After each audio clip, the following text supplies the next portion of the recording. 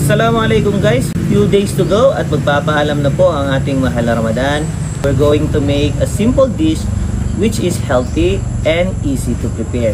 So ang ating mga kakailanganin na mga ingredients para sa ating simple dish today is bread. Of course, we have these eggs.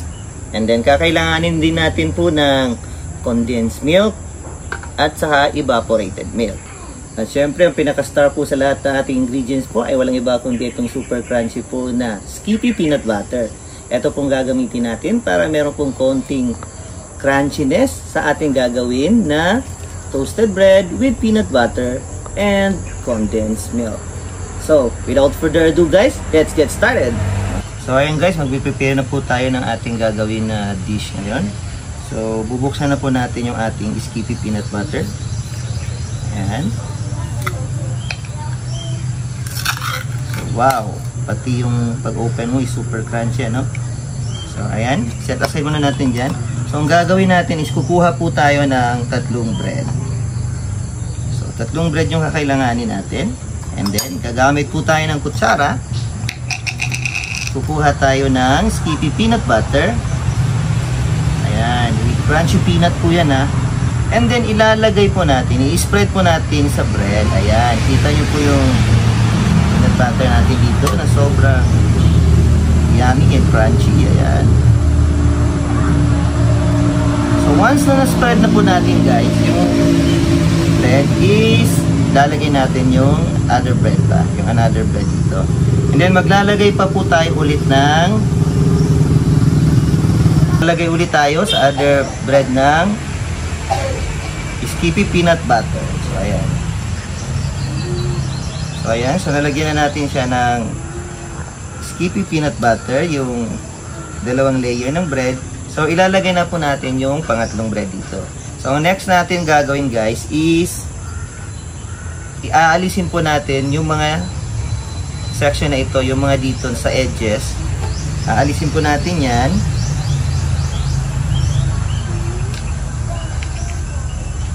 Para maganda po yung kalalabasan.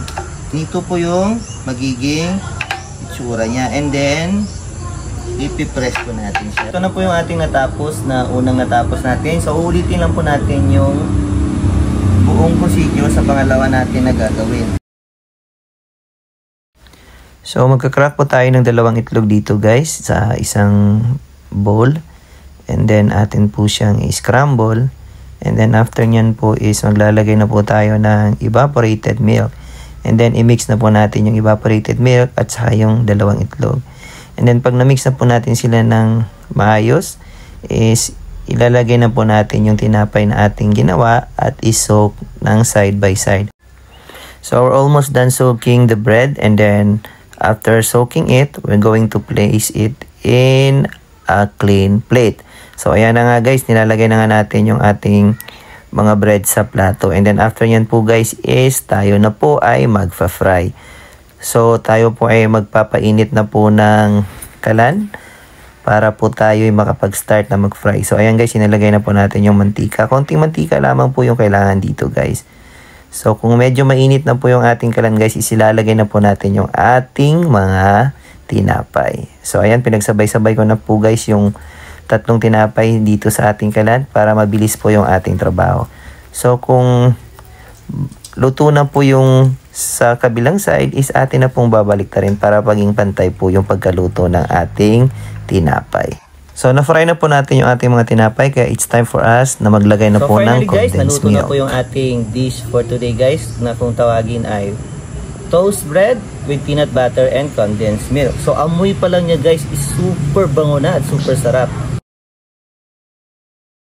Do you know that Skippy Peanut Butter, available in the Philippines, offers benefits like being a source of protein, dietary fiber, and healthy fats, while also being cholesterol-free, gluten-free, vegan, and free from trans fats and palm oil. And it's 100% certified halal. So what are you waiting for guys? Try this easy and very affordable dish sa inyong bahay na pwede pong i-prepare during iftar and suhoor. So ano pang inentay nyo? Tara na, gawa na.